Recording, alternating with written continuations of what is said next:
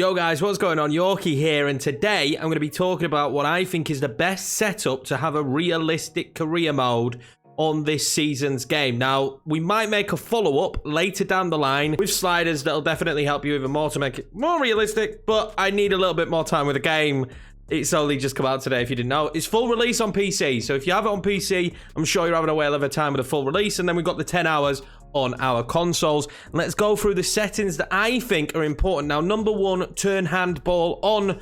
I don't turn it on for penalties though, but I do have handball turned on. I've had it on for penalties in the past and they can be a little bit too constant. Maybe try it on this year's game, but turn handballs on definitely. Settings here now personally will kind of be up to you, but for me, I would disable the first transfer window because of course in real life it's done and dusted. I would also play on strict negotiations. For me, it just stops you being able to sign those players that you shouldn't be able to, and you don't quite have the self-control to sign Erling Haaland for Crystal Palace. So it will stop you doing that. Also, depending what country you go in, I would set the currency to that. But again, that's just a personal preference. Legendary for me is more realistic. You can say, oh, I want to play on Ultimate, but for me, it's not realistic Ultimate. When you're playing on Ultimate, it just makes every player 99 rated, which is just ludicrous when you're playing against teams like Burnley and Gillingham in the Cup, and they've got 99 rated players. It's just, for me, that doesn't feel realistic. I want the good teams to feel good and the bad teams not to feel as good as the good teams. So these would be the settings that I would go with. Now, once you've set it up, this is pretty much it. A lot of this is going to have to be self-control when you get in the game. You can set negotiations to loose if you want, and then if you're smart with your controller transfers, then you're absolutely fine. But half length as well, that is completely up to you. But I wouldn't have 4 minutes, I'd have 5 or 6 minutes at least, so that there's enough time in games for stuff to happen.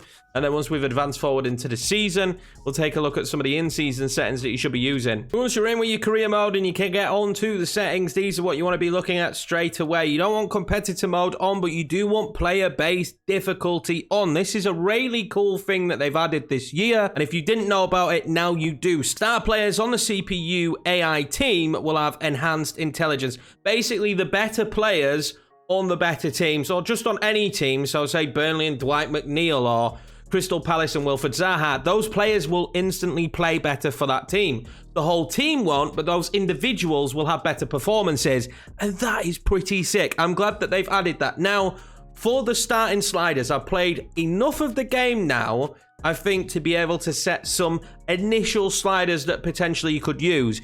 I'm instantly going to say that sprint speed still needs to be down and acceleration needs to be down, because purely double tapping the run button, I mean, it does so much damage to teams. So you need to bring that down to slow down play. Now, shot and pass error you can leave for now. If you're finding the CPU too easy, then lower it for them.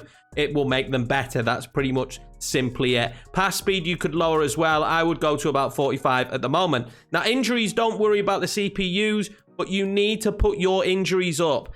I have it at the moment at 70-60, but to be honest with you, you probably want to be more towards 75 to 80 and still keep 60 for the severity, because of course, you know, you don't want ridiculous season-ending injuries every single time. You will lower your acceleration and sprint speed exactly the same as the CPUs. And then apart from that, I think at the moment, you're okay, because the goalkeepers are gods, and it seems like the players' error in passing is a lot higher. So for sliders, I'd leave it at that. I will do a slider set later in the year, because it was a common question I was asked in videos is, what sliders are you using, Yorkie, last year?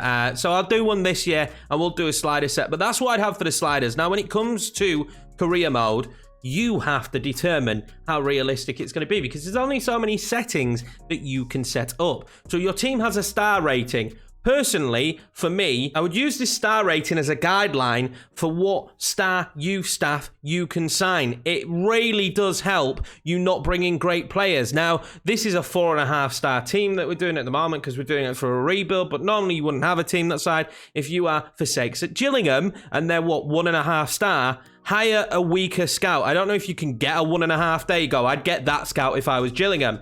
Now, you will have different scouts depending what team you're at, and I would look at it that way. And I wouldn't be signing, you know, players that come into the academy that could be 94 rated. When was the last time you saw the next Mbappe, Haaland, Messi and Ronaldo come through at Scunthorpe? It just doesn't happen. You have to put those restrictions there for yourself. Treat it like a sandbox. The same when you're signing players. If you're Gillingham, you should not be making permanent signings from championship clubs and above. Maybe the bottom end of the championship of players that aren't getting game time you could then personally go and sign them. The best way to do that is just purely go to team stats, look at the teams and see if they've been playing. If the player's not been playing, then fair game, you can go in for them. If the player's been playing a lot, then leave him alone.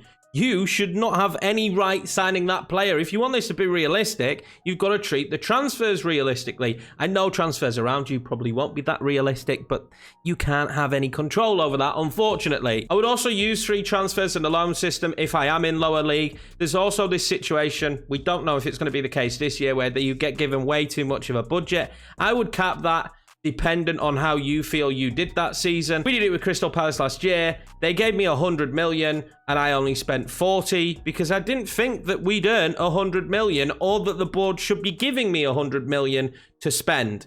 This is a really good way for you to determine that. Again, I wouldn't sign players from Champions League or European continental, basically, players if they were playing for their team, because why would they come to Crystal Palace if they're getting game time in that said team? These are all things to think about when you're making your transfers. They'll definitely enhance your career mode. I learnt one thing from last year playing realistically with career modes, made it a million times more enjoyable. It really did. Losing games is a part of football. If you're winning every game on semi-pro every single time, it gets boring really quick, and that's probably why you play career mode and go, oh, this sucks after an hour. We have to treat it as a sandbox. They can't give you all the tools, although, I mean, I wish we had more, but EA aren't going to give you all the tools.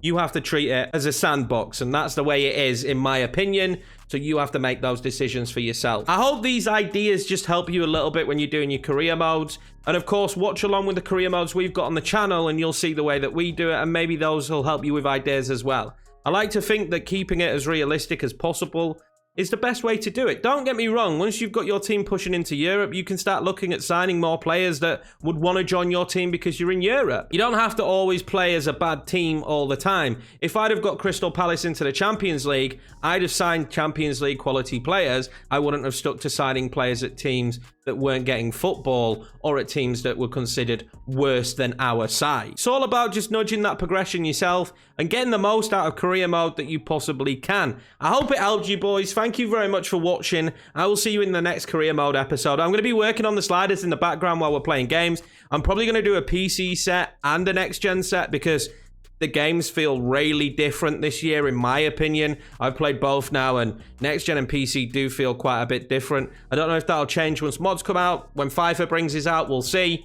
But that's it for this one, guys. Take it easy. I'll see you in the next.